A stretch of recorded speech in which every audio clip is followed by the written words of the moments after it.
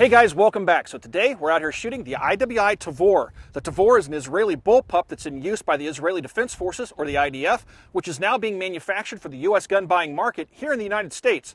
We're going to take a closer look at this rifle this afternoon and tell you a little bit more about it.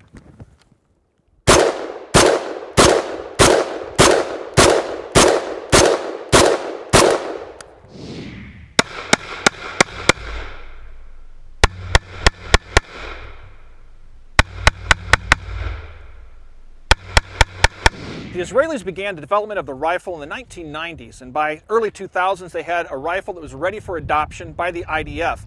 By 2009, this rifle was starting to be pushed into service and replacing the M16s that the Israelis were using up to that point, as well as the Galil rifles. So the Tavor is now their primary service rifle, and it's in widespread use within the IDF and other forces over in Israel. The bullpup design came about because the Israelis realized that they needed a rifle that was better suited to close combat fighting, the type of fighting that their Israeli soldiers were encountering in most of the conflicts that they were fighting in. So they needed something that was handy within tight confines of rooms and vehicles, and that's why they went with the bullpup design. Now, of course, the Israelis didn't invent the bullpup. There were other rifles on the market already. The Brits have been using the SA-80 for many years. The French had the FAMAS, or the FAMAS. The Austrians had the Steyr AUG, or the AUG, and so the bullpup concept really wasn't anything new, but what the Israelis did was darn near perfect the concept with the Tavor. The Tavor is definitely a departure from the other rifles that are out there, rifles like the Steyr AUG. Now, the AUG was developed in the 1970s, but the AUG has some weird characteristics that make it less than ideal, especially for when you're shooting weak hand or offhand, like for me being left-handed. The AUG's ejection port is high and it throws the brass up and to the right, so it has a tendency to throw it up and hit the shooter's face. The Tavor has an ejection port buffer and it throws the brass either straight out or forward of the shooter, so you can easily shoot it right or left-handed. The Tavor is also completely ambidextrous. Now, the AUG came pretty close, and the FS2000 as well is another bullpup that comes really close to being fully ambidextrous. But where those two rifles fall apart in the ambidextrous category is that their charging handle cannot be moved to the other side of the rifle. They charge on the left-hand side, so if you're a left-handed shooter, your charging handle's on the wrong side of the rifle. With the Tavor, you can convert this to eject either right side or left side, and you can also move this charging handle over to the right-hand side of the rifle. The rifle is also available, configured as either a right-hand or left-hand rifle. Now, let's talk about some of the features of the rifle as well. The overall length of the rifle is just over 26 inches. It has a 16.5-inch barrel, and the barrel has a 1-in-7 twist. The barrel does say made in Israel on it, and it is a chrome-lined, cold hammer forged barrel.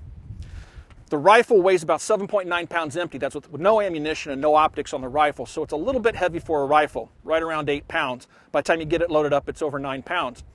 But the weight of the rifle sets mostly back here.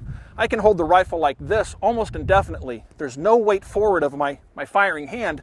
It's all back here, so really I can keep it in the ready position for an extended period of time. It's much harder to do with the other bullpups. The AUG has a slightly nose-heavy weight to it, and the FS2000 is a little bit closer to the Tavor in terms of its handling characteristics, but the Tavor is definitely the better of the three in terms of how well it balances out and how it deals with its weight. Now, this particular Tavor has the 1913 style rail across the top. It also has integrated flip-up sights, backup sights. Now, with this SRS red dot sight that I have on the rifle, it easily co-witnesses, 100% co-witness. The backup sights fold down just like that. Now, some folks have said that they have tritium. These sights, at least on this rifle, does not have tritium inserts on it. They're just standard iron sights, adjustable for elevation. Now, the rifle also has the magazine back here with a magazine release right here. It looks like a trigger. This makes it very easy to operate the magazine release from the right or left hand. It's a truly ambidextrous design. To release the magazine, you just grab it like this. Well, I'm going to do it. You should do it with your offhand. Reach over and hit it with your finger, and the magazine will drop free of the rifle. Let me grab my magazine here really quick. To put the magazine back in the rifle, it's a simple matter of just sticking it in the magazine well like that and charging the rifle. The rifle is also very easy to field strip, and I'll show you how to do that here in a few minutes. You just pop a couple of pins, and the rifle comes completely apart. The rifle also features a long stroke gas piston, which is a really nice feature. It's a little short, stumpy AK-type bolt carrier, which I'll show you when I field strip the rifle. The safety is also completely ambidextrous. The safety is right here, and it's in the position where you would expect it for like an AR-15. You can reverse this and put it on the other side of the rifle. So if you're a left-handed shooter, again, you can buy it as a left-hand rifle, or you can convert a right-hand rifle to left-hand operation. Just move everything over to the other side of the rifle. Everything. Shooting the rifle is a real pleasure, and I'm going to show you guys basically what the recoil looks like on the rifle. It's very mild recoil. I am shooting Wolf 223 right now.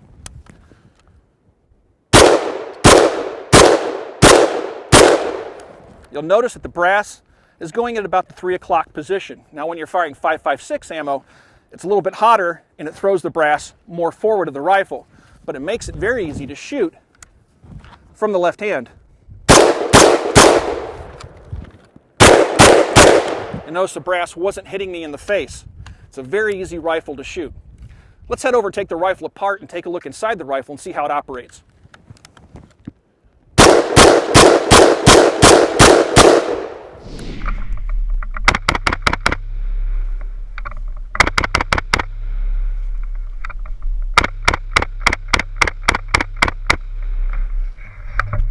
Let's field strip the rifle and look at how the rifle operates on the inside. First, I want to make sure that the rifle's clear. I have the magazine out of the rifle. It's on safe. Pull the bolt to the rear. I can see the chamber from right here. Make sure that it's empty. Now, one thing with the US versions of the rifle, they have quick release mounts for the sling. This is a departure from the Israeli military version. The US version will have these QD mounts. It's a nice touch. I like the QD mounts quite a bit. Remove that Savvy Sniper sling, and now I can disassemble the rifle. The rifle can be taken apart with just a standard 223 or 5.56 round. The pins hold the butt plate in and the trigger group in. To take the pins out, you just use the tip of a bullet, push the cross pin out. It is a captive pin. It will stay in the rifle. And now the butt plate swings down, and you can pull the bolt and carrier out of the rifle. You can further disassemble the bolt and carrier simply by pushing a pin across and taking the bolt, firing pin, and spring out of the rifle. I'm not going to do that right now. This is all you really need to do to clean it. You can also remove the trigger pack from the rifle by pushing 2 more captive pins out. Pull those across. And now you can lift up your bolt hold or bolt release and turn the rifle over, and it will drop the trigger pack out in your hand. Now, this rifle is also different than the Steyr AUG or the FS2000. Those rifles have polymer hammers and polymer trigger components. All the trigger components inside the Tavor's trigger group are steel. The only thing that's polymer is the housing itself. It helps, I think, with the trigger of the rifle. The trigger seems to be very nice. It's about a 9-pound break, but it's a very crisp trigger. It doesn't feel spongy like some bullpup triggers. To put the trigger mechanism back in the rifle, you drop it in like that, let the bolt stop go, push the pins across, take your bolt and carrier, stick it in the rifle, push it home, close the butt pad, and push the pin across. Now, you guys have probably noticed what looks like a keyhole here. Some folks have speculated that this was some sort of a safety or whatever. It's not. This is how you take the barrel out of the rifle. Some folks also think that this is a quick release mechanism for the barrel. You cannot quickly change the barrel on the Tavor. You can fully disassemble the rifle. If you have an armorer's tool to access this port, you can rotate that lever and it will allow the barrel to come out of the rifle, but you have to fully disassemble the rifle to do that. It's not a simple matter. It probably takes about 20 minutes to completely strip the rifle down, but this is necessary to convert this rifle to other calibers. The rifle right now, as you see it here, is a 223 or 5.56 rifle, but a 9mm conversion kit will hit the market very soon, and that's how you would change the barrel out to make it a 9mm rifle, and also a 5.45 by 39 conversion kit is rumored to be hitting the market sometime later this year. Again, that's how you would change the barrel out. All right, let's talk about the front handguard of the Tavor. It has a couple of things you can do with it. First of all, you'll notice what looks like a button here on the front handguard. It is a hole for a button. It's for a pressure switch for a Meprolite sight, a sight that has built-in lasers. So if you buy that particular Meprolite sight, you can plumb the pressure switch down here and replace this, what's a hard plastic cap, with the pressure switch itself. Something else you can do is buy this accessory, which is a 1913 style rail, for the existing Tavor front handguard. This rail rotates into position like this, and you just tighten it down with a standard flathead screwdriver. And it gives you some extra rail space on the rifle. Now, the rifle, of course, has a 1913 monolithic rail across the top, has an accessory rail on the right-hand side of the rifle, or left-hand, depending on how you have the rifle configured. And now with this little accessory, you have a rail on the bottom of the rifle that will allow you to mount accessories such as this Mako defense vertical fore-end grip. So it gives you some customization options with the rifle right out of the box.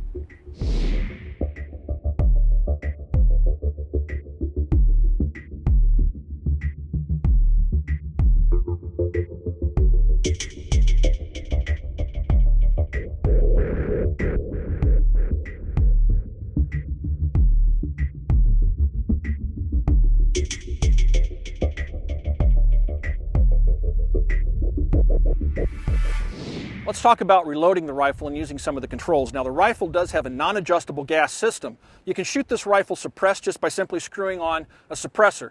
You don't have any gas system adjustments to make.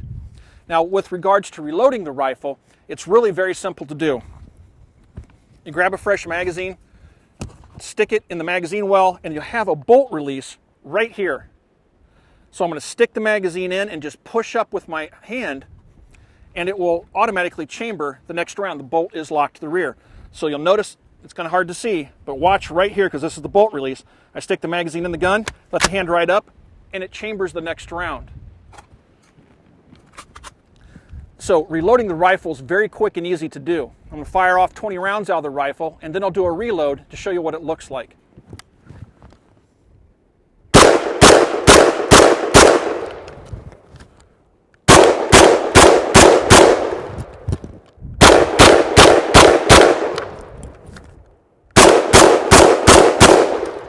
Now, just locked open. Now, the recoil impulse in this rifle is a little bit more mild than the AR-15.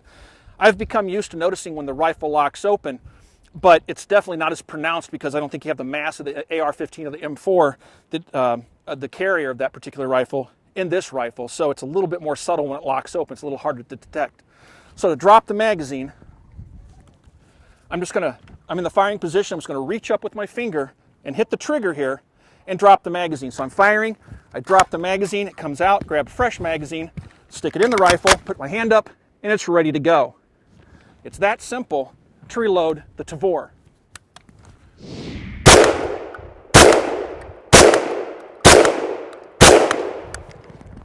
Let's talk about the accuracy of the Tavor. Right now, the ammo crunch of 2013 is on because of all the talk about assault weapons bans, so it's almost impossible for me to get any ammunition. I have a little bit of Wolf 223, which is 55 grain, that I've shot out of this rifle, and I'm looking at about 2 3/4 inches to 3-inch groups. I am not able to get my hands on any match ammunition or any quality ammunition to see if I could get those groups down at all. I would expect the rifle could probably shoot 1.5-inch groups. Now, my friend David Fortier just recently published an article in Shotgun News, and he does have some decent ammunition. He had some Hornady Tap and some other ammunition that was giving him about 1.5-inch groups or a little less out of the Tavor. So I'll have to defer to my friend David for right now with regards to the accuracy potential of the rifle until I get my hands on some better ammunition. So the rifle seems to be at least competitive with the other types of rifles on the markets, the Colts M4s and the FS2000 and the Steyr AUGs, at least in the accuracy department. Now let's talk about how the rifle should be held. It's a little bit different than shooting an AR-15. When you're shooting a rifle like the AR-15, it's typical to hold the rifle like this. Right? Arms coming in from the side. A lot of American shooters want to put their thumbs up over the top like that. But this is a pretty standard stance. The Israelis call this shooting the rifle like an AR-15 for obvious reasons. Now, the Tavor, you'll notice this hand guard and the trigger guard is very long, and it's about the same angle as your forearm. This is how the Israelis intended the rifle to be fired. You have this part of the rifle resting against your forearm, and you have your hand here, and it's very comfortable. The Israelis say that the rifle has 6 points of contact. Your first point of contact is your hand right here. The second point is your forearm against the rifle here. The third is your hand on the pistol grip. The fourth is the buttstock in the rifle, or in your shoulder. The fifth is your cheek on the rifle. And the sixth is the inside of your forearm of your shooting hand against the magazine of the rifle. So those are the 6 points, and when you hold the rifle, it's very tight. You'll notice the rifle, my profile is very small, my arms are in, and the rifle is really easy to get decent groups out of. It's very easy to shoot, especially at ranges like this at about 35-40 yards, and even at 100 yards, it's easy to score hits on man-sized targets if you shoot it like the Israelis teach. So let's talk about the Tavor and the magazines that it can use. The Tavor, I found, works with a wide variety of magazines. I don't have a whole bunch of ammo, you guys. I'm sorry, so I'm just going to have to limit this demonstration to 5 rounds each because I'm running low on ammo. But I want to show you the different magazines I've used fairly extensively in the Tavor and had no problems with. And I'll tell you about a couple of magazines that won't work, unfortunately, with the rifle. So this is an old Lancer translucent magazine, 5 rounds.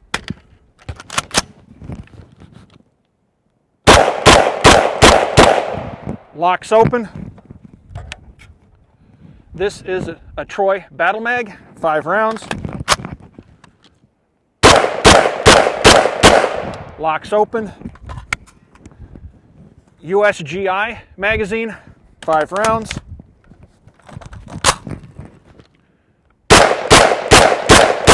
Works just fine. This is a 2nd gen windowed P-Mag.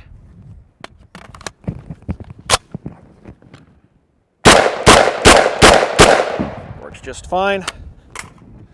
This is a 3rd generation P-Mag, 30 round magazine.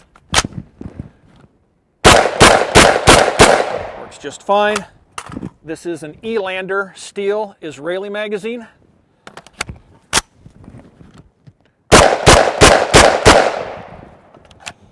This is a TSD Combat Systems, which is very similar to the Lancer 5.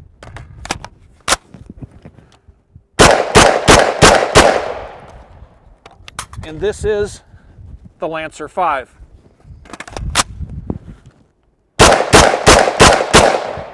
As you can see, the rifle works with a wide variety of magazines. Now, the magazines I found that it won't work with is the Beta C drum. The Beta C drum is too wide. It won't fit into the magazine well. It hits the stock of the rifle. So the Beta C is out. Unfortunately, the X15, my favorite drum, doesn't work in the rifle. While you can insert it into the rifle and it'll lock into place, it doesn't allow the bolt to close. It can't chamber around. It only feeds from one side of the magazine. It doesn't feed from both sides of the magazine, and the bolt impacts the back of the magazine, so it simply won't work. Other than that, this rifle works, again, with a wide variety of magazines. I haven't found any magazines outside the drums that it doesn't like. Now, the reliability of the rifle has also been outstanding so far. I've had no malfunctions with this rifle with a wide variety of ammunition. Wolf, PMC, some M855, and XM193. The only time I've had a problem with the rifle was when I was running it suppressed and I had an old USGI magazine, not this one, where it had one malfunction. I think it was when Corey and Erica were out here. Other than that, I've had no problems with the rifle. Again, it runs 100%. I've been very impressed with the reliability of the rifle. In my first shots video with the Tavor, I asked you guys in the comments below to ask questions that you might have about the Tavor, and I want to answer some of those questions that you guys posed about the rifle. One of the first questions asked was, how does the rifle perform while suppressed? I have a Kestrel 5.56 can on this rifle.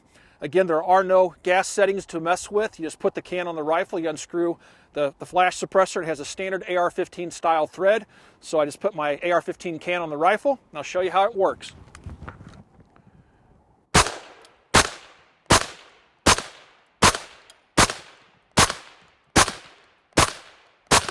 You'll notice that the brass is going much more forward. The system is just a little bit over-gassed, so it's really throwing the brass forward. This is Wolf 556, or I should say 223, Wolf 223 that I'm firing right now.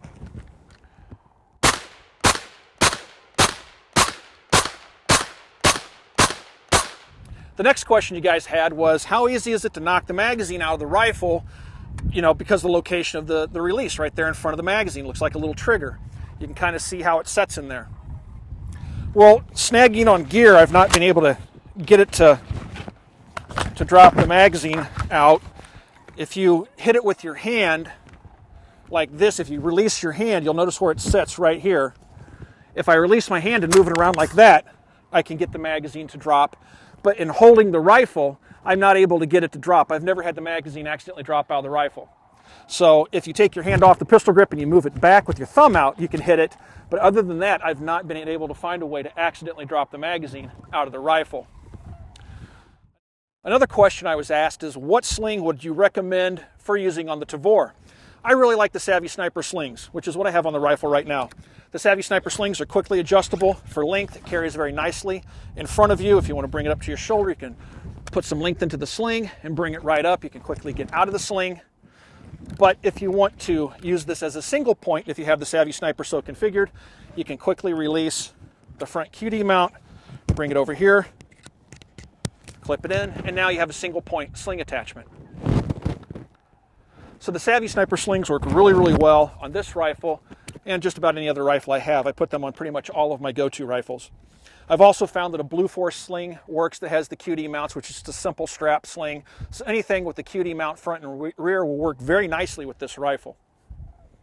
The last question I got from you guys was about the forward charging handle on the rifle. You guys asked me if it was a forward assist, and no, it is not to be used as a forward assist. If the bolt's not fully closed, pushing forward on the charging handle will not force the bolt closed. That's not how it's designed. So the rifle does not have a forward assist.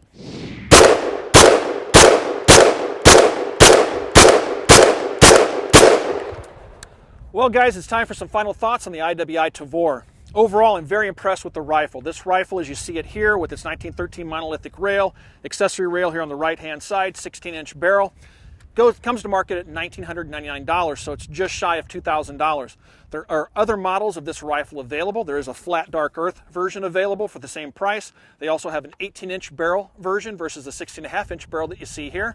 They're also going to make it available as an IDF model. The IDF model will have an integrated Meprolite red dot sight system on it, and it comes to market at right around $2,500. They're also going to make it available with a 9mm kit, either as a conversion or as a complete rifle. And they're also, down the road, they tell me they're going to have it available in 5.45 by 39. Again, overall, I can't really find anything negative about the rifle. I love this rifle. I've had an absolute blast shooting it for the last few weeks. I was lucky enough to get one of the early release models, and I've put over 1,000 rounds to this rifle, haven't lubed it, haven't cleaned it, and I've had really no problems with it whatsoever, except for that one problem, firing it suppressed with the USGI magazine. Again, 100% reliability with Wolf ammunition and everything else I've put through it. So overall, I highly recommend the rifle. Now, how does it stack up against the Steyr AUG and the FS2000? I think that this rifle is a step above the other two. I think that it offers a lot, especially if you're a left-handed shooter. It offers complete ambidextrous controls where the other rifles really don't. And by that, I'm talking about the charging handle. So if you guys have any questions about the Tavor, you can always ask those questions on our Facebook page. You can find us on Facebook at www.facebook.com/military arms. As always, everybody, thanks for watching. Thanks for the subs. We'll talk to you guys soon.